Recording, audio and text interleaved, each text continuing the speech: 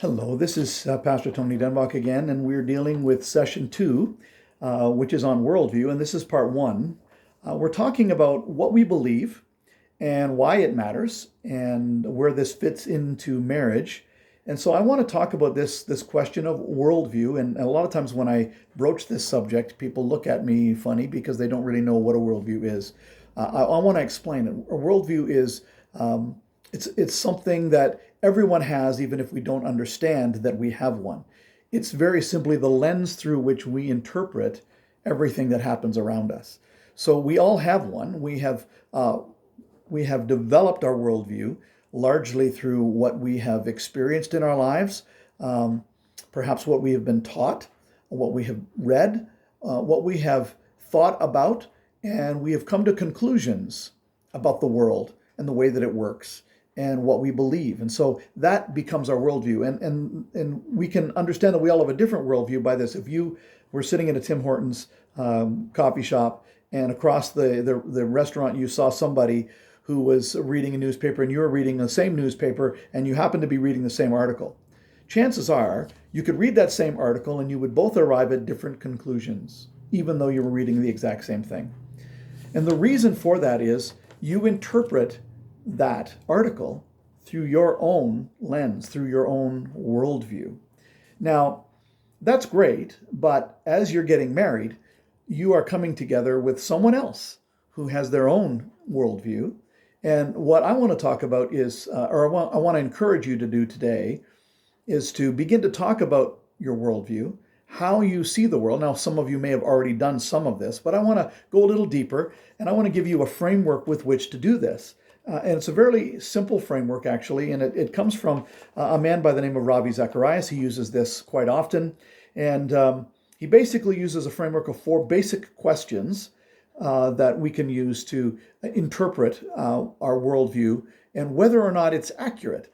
And not only do these questions have to make sense in and of themselves, but they also need to be coherent. In other words, they need to come together and make sense. And our worldviews need to come together and make sense and not have anything that doesn't fit, doesn't work properly. And so we're going to take the time to work through that. I think it's important for us to think, and some people may not like this part, but I think it's important for us to think through things, to be able to arrive at conclusions, not because they're easy, but because they're true. And so we're going to talk about that for a little while today. We're going to begin, first of all, with the four questions. Now, the first question we want to deal with is this, the question of origin. Every worldview has to answer these four questions, and these are the four basic things that make up a worldview. And so the question would be, in origin, where did we come from? Where did we come from? Every worldview will have an answer to this question, or should have. Whether the answer is satisfactory or not is what we're looking at. So not only do we need to answer these questions, but they also have to pass three tests that I'm going to talk about. And here are the tests as we begin this session today. The first test is this: as we answer these questions, is it logically consistent? In other words, is it rational? Is what is being claimed logically consistent, or are there obvious contradictions in it? And this is a great time to walk through that. I think this is important for all of us. These are important, particularly when we get to critical junctures in our lives. And when I speak of that, what I'm saying is births, marriage, death, all kinds of major events in our lives, sickness, when someone we love passes away, when we have challenges, when we are down to the necessities of life. These questions are really important. What do you really believe, and why does it matter? And that's what we're dealing with today. So with the first question then, origin, where did we come from? I'm going to just use two examples.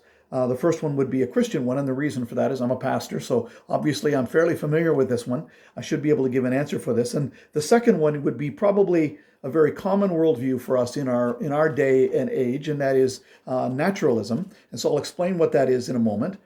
But first of all, with Christianity, we take our answer for this from the Bible. What does God say about us? Well, the Bible teaches us that God created us, human beings, in his own image. He formed us special, and he formed us on purpose. He formed us for a relationship with him. So we were made by a God who knows us. In fact, Jesus actually said that the hairs of our head are numbered. In other words, God knows every detail of us. The Bible says that we were knit together in our mother's womb. God knew us, every detail. So when we look at DNA, for example, as a Christian, I understand that God created that DNA. He knows exactly every detail about me. He knows my all my gifts, my talents, my abilities. He knows my potential. He knows what I should do with my life. That's what flows from origin. Origin matters. So from a naturalist perspective, naturalism simply teaches this. It teaches that all that is what we see. There's nothing beyond that. In other words, if you can't see it, if you can't put a microscope on it and examine it, then it's not there. So, for example, there is no supernatural according to naturalism. So, according to naturalism, what is our origin? Where did we come from? Well, because there's nothing outside of this natural world, then there must be a natural explanation for this, and so we would be considered to be the accidental byproduct of time and chance. So natural processes somehow, a long time ago, out of some primordial ooze, we emerged. First a cell, and then randomly we emerged as human beings today. And so lots of things flow from that idea. Ideas have consequences, and I think it's important for us to begin to look through that as people, as couples, as married couples, and talk through that, understand who we are, what we believe, and how we're going to raise our family. Because here's the thing, whether you know it or not, there's a brand new family beginning the day you're married. It's never been there before. And maybe you have children, maybe you're going to have children. You get to choose how you're going to raise those children. That's a very heavy responsibility. And so I think it's important for us to wrestle through these things before the wedding day. So the second question then would be the question of meaning that flows from that, right? And it flows right out of origin. Is there meaning in life? And if so, why or why not? And again, we'll use the two that we have chosen as our samplers today. And the first one is Christianity. Is there meaning in life? Well, if I have been created by a God who knows me and knows every detail of me, then the meaning that I have in my life is to know him, to be in relationship with him. In fact, the Bible teaches us that God has made us for eternity, that he made us a living soul. He breathed into us a living soul, that we're not just like any other animal, that for us, we have minds, we have the ability to think beyond ourselves.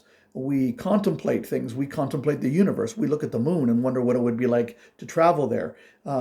We can think about other people's experiences. We can think about all kinds of things. God created us with a soul. We're soulish. And so there's meaning in life because of that, because there is a God who made us and created us in his image and for his purposes. Now, when you look at naturalism, the question that flows from the fact that we are here because of the abstract random and time and chance, and here we are, you ask naturalists, and some would say, well, of course there's meaning in life. And usually what they answer is something that is arbitrary. In other words, it's something that they have made up. They would say the meaning in life is what you make of it. So in other words, life doesn't have any intrinsic meaning. It has meaning if you give it meaning. So for those who think life is there to embrace, and we eat, drink, and be merry, for tomorrow we die, that kind of mentality, which a lot of people have embraced, then life is only about the good times, and when the good times are done, then what? That's the question, I think, for a lot of us to answer. What is life about? Is there real meaning in life, or is it simply something that we have just put to it, given to it ourselves? And if we've given it to it, can we take it away? Does it really have any meaning? So those are the first two questions that we talk about. The third question of the worldview is this, the question of morality. How do I determine right from wrong? Is there such a thing as right and wrong? This is a huge question, by the way. It's a question that we have wrestled with in our culture. And I want to deal a little bit with culture as we talk through this, because a lot of people don't really understand what has been happening to our culture. For example, Canada was at one point a Christian nation. Most people know that, and some people still assume that it is. It is certainly not a Christian nation. In fact, it was declared a number of years ago as a secular humanist nation officially at the United Nations, I believe in the 1980s. Secular humanism basically defines us naturalistically. In other words, it's a naturalistic worldview that basically says there's no reference to God that we have as a nation. And so what has happened since then is many of our laws have been changed, for example, because when we look at how do we determine right from wrong, in the Christian worldview, right and wrong flows from who God is. So when we look at, for example, the Ten Commandments, a lot of people think that God just made up a bunch of stuff when he went up on the mountain and handed them to us and say, well, here, this is why you ought to live, how you ought to live your life because I say so. Well, that's not accurate, not really. When we really look at those Ten Commandments, they flow from who God is, okay? That God gives life. Therefore, we should not kill because God gives life, not us, okay? God is truth. So you shall not bear false witness. You should not lie. God is faithful. So we should not commit adultery. If you're going to make a commitment, a covenant with someone, you need to keep that. All of the commandments flow from who God is. And so there's a reason for them. They're not arbitrary. Now, when we switch forward now to naturalism, which is kind of the worldview of our culture today, and we look at what makes something right or wrong, or is there such a thing as right and wrong, the answer for many people is, well, no, not really. Not really. It just depends on, the circumstances. It's some people call it situational ethics, that it doesn't really matter whether we think that something is right or wrong. It's the determination of all of us. We all get to choose what is right and wrong, which is great until someone decides that, for example, if nothing is right and wrong, then for me to steal because I need it is okay. And we go, well, I guess to a certain point, well, that's fine until somebody steals your wallet. When they steal your wallet, then it's wrong because it happens to you, right? So it's really not livable. It's something that doesn't pass the experiential relevance test. And I want to challenge you with this today too, is the idea that ideas have consequences. So when we believe something, when we embrace an idea as a culture, we actually embrace the road down which we're traveling. That's a road. It's going to take us somewhere. And where is that road taking us? When we believe in, for example, cultural relativism, which means that every culture gets to decide for themselves what is right or what is wrong, who ultimately gets to decide? So we can say that, and in fact, we've embraced that as a culture in Canada. We believe in cultural relativism. You get to choose what you think is right. We looked to an example in China many years ago. We had what was called the Tiananmen Square uprising, where many students actually began to protest against the Chinese communist government. They wanted democratic reforms in their country, and so they camped out in this huge square called Tiananmen Square, and they were protesting. They were protesting against the government, and they were demanding reforms in the government. And the government at one point decided that they were going to crack down on this. And so they sent tanks into the square. They sent their military into the square, and eventually they turned the machine guns loose on those students in that square. And publicly, they said that I think 2,000 or 3,000 students were killed. But ultimately, the news came out that actually it had been probably well over 10,000 students had been killed. And somebody actually from the United States went to China for a tour and grabbed one of the tour guides and took him apart from everyone else and asked him, so what really happened in Tiananmen Square? Did thousands of people actually die? And he said, well, yes, it did, but what does it matter? China, we have billions of people, so what do a few thousand people matter? Now, we look at that here and we go, well, that's wrong. That's wrong. How do you do that? How could you kill all those people and then just shake it off as if nothing had happened? Well, when you devalue human life, as they have, it doesn't really matter, does it?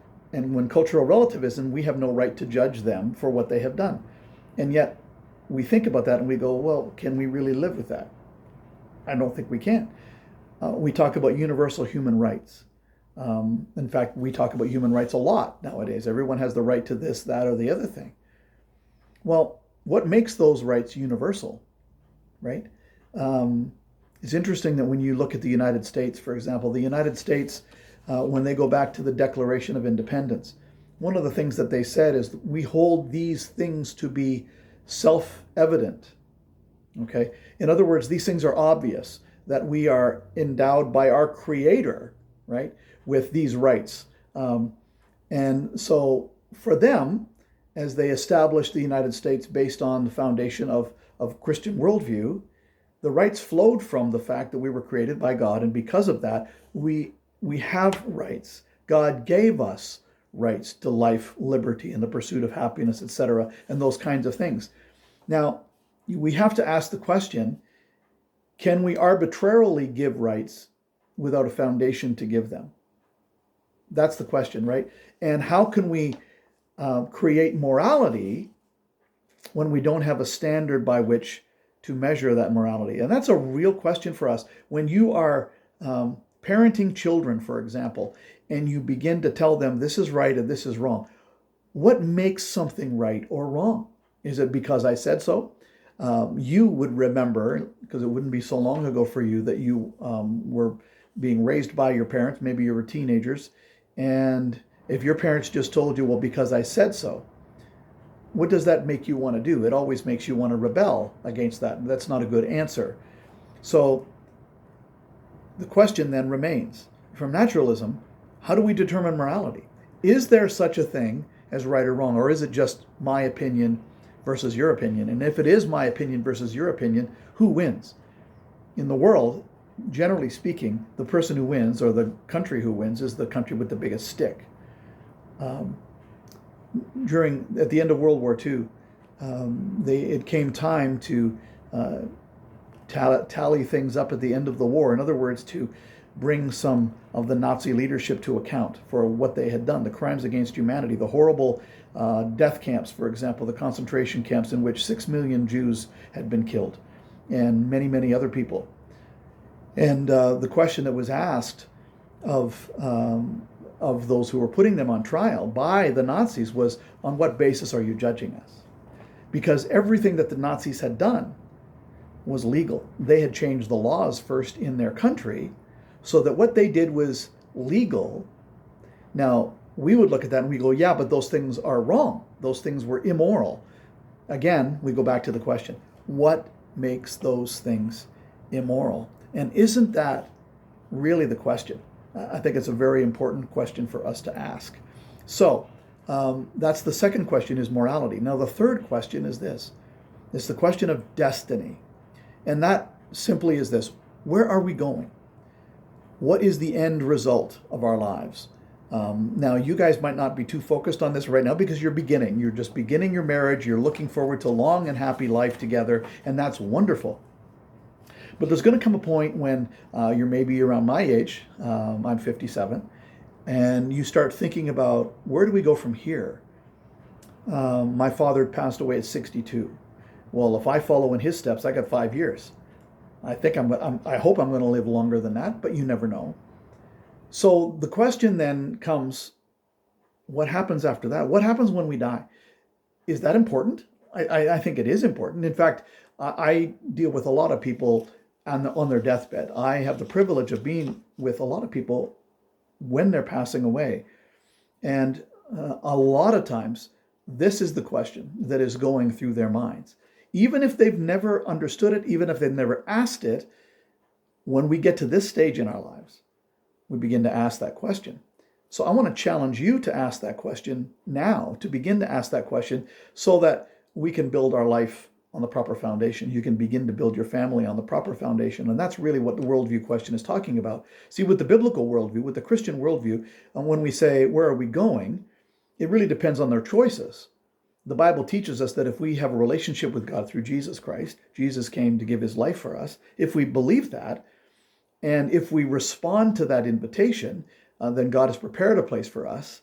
and He's created heaven for us, which is not, not the typical thing that we see, which is in the clouds with a harp. That's not the picture of heaven in the Bible whatsoever. The Bible says that God has prepared a place for us, and we can't even imagine what it is like, the incredible beauty of that place. If you want to think about what heaven is like, we need to look at our world and the beauty of our world around us. God created this world. And when you walk through the forest, when you, in springtime in particular, when you go up on a mountain, when you're out on the ocean, when you're on the beach, when you're looking at all the beauty of creation, and think about this, God made all of this for us to explore. And then we think about the universe itself and the vastness of the universe and the incredible complexity of the planets and nature and the laws of nature and all of those things. What has God prepared for us for eternity? Because we're made for eternity. And so God has prepared a place for us. And so this is not the end.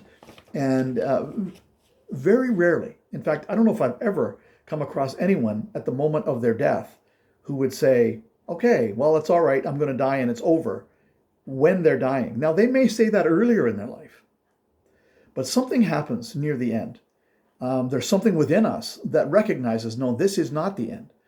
And so the Bible tells us that we have a future beyond this life that is either with God or without God, and we have the choice to make. And the choice is to be made during our lives. So in naturalism, what they would basically say is this, that at the end of your life, they throw you in the ground, and you're worm food, as one of our recording artists says, that we're basically food for worms. We're maggot food. Well, that's okay if that's what you believe, and that's it, and that's done. Can we really live with that?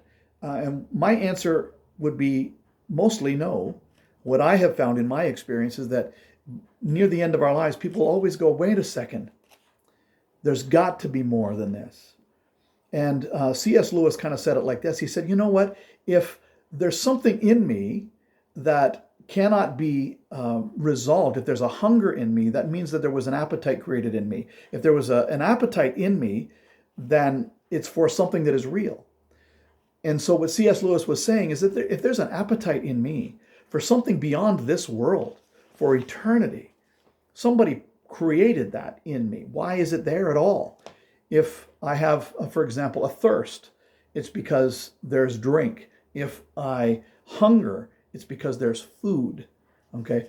If I have a sexual appetite, for example, it's because I can fulfill that. All of our appetites are natural and they're given to us by God because there's a fulfillment of that. Well, there's a natural appetite in us for something beyond this life and beyond this world. So I want to encourage you to think about that for a minute. And I've zipped through 3 questions: meaning in life, morality, how do I determine right and wrong, and destiny. I want you to take a few more minutes, think about those 3 things. If you need to write them down again: meaning, morality, and destiny, and talk about those things. And we'll come right back to it in session 2. Okay, and we'll talk about it beyond that. Thanks.